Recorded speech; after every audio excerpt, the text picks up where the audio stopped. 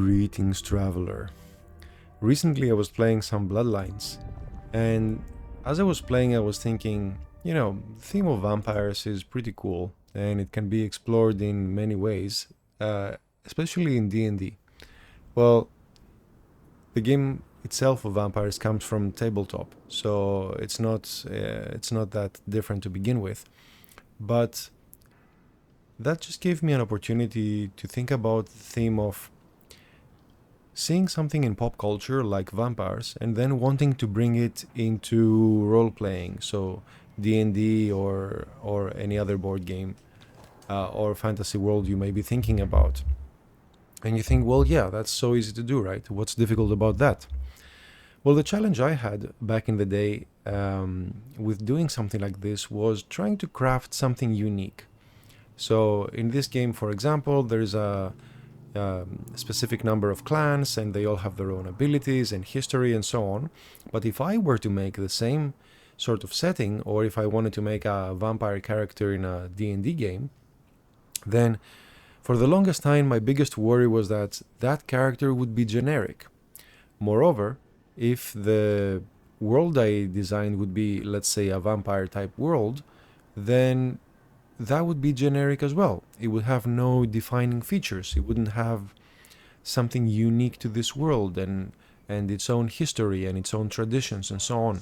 They would all be borrowed from somewhere else. And that somewhere else would be books and movies and stories that everybody knows already. So my world would have nothing to offer. So I worried about this for a while, but then I realized that first of all of that is true. So there's nothing I can do to change the beginning point of the world and the beginning point of the vampire character from being so, unless I actually took the effort to build their story and build their character beforehand. But assuming I wouldn't do that, then the starting of the character in the world would be pretty basic. But what could I do from that point on to make it unique? Well, therein lied the answer.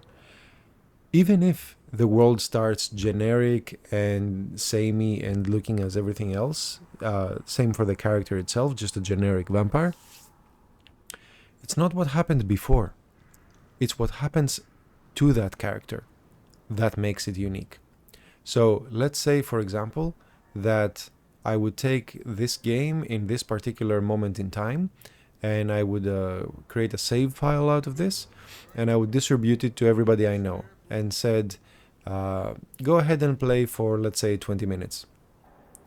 Inevitably, every single person who got this save file would go about playing this game in a slightly or greatly different way. So what happens after that beginning point is what makes the whole difference in what makes that character unique. And it's not the history, and it's not how much effort or how much effort went into the background, or how long the backstory is. None of these things matter in this approach. It's specifically geared towards creating something unique from the starting point onwards. So yes, this character would start generic and this world might start generic, but it's specifically what happens to it after that point that makes it unique. So in this case, I talk about a vampire character in a Dungeons and Dragons sort of setting, but you can easily see how that would apply to a werewolf character, or a dwarven realm adventure, or a high-tech adventure, or a space opera, or anything like that. The moment you say these words, these terms, everybody links them to popular culture, movies and stories and games and so on. But it's not that makes it unique. It's what you do with it starting on that makes it unique. So to illustrate this point, at some point I did a D&D campaign for some friends based on a Viking island. So all the characters would be Vikings themselves, and they would have the adventure where they sort of go out and raid, and they're sea marauders of the like. So again, nothing unique about it, just generic sea maraudering. But because of their specific actions and their decision to, instead of going out at sea, they wanted to explore the island that they were on, since that particular tribe had arrived in this island only a few years before and they had settled there.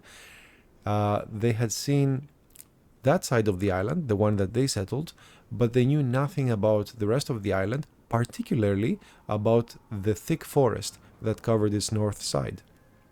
So instead of going out to sea, which seemed kind of dangerous and unknown waters, they decided to instead head inland and see what that forest was all about. So if it would have monsters or other Vikings or what. So in their adventure, they encountered a sort of a northern dwarven tribe, let's say, that was very curious about them, and they started off in neutral terms, but things quickly turned violent. So I guess it was just the sort of thing that was expected of this sort of adventure.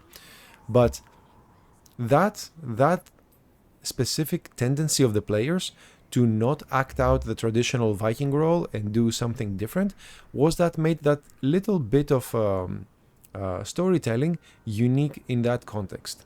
So because of that common beginning that headed in a different direction, that group of players managed to make a Viking story that's probably very different than most of the other Viking stories, at least in D&D.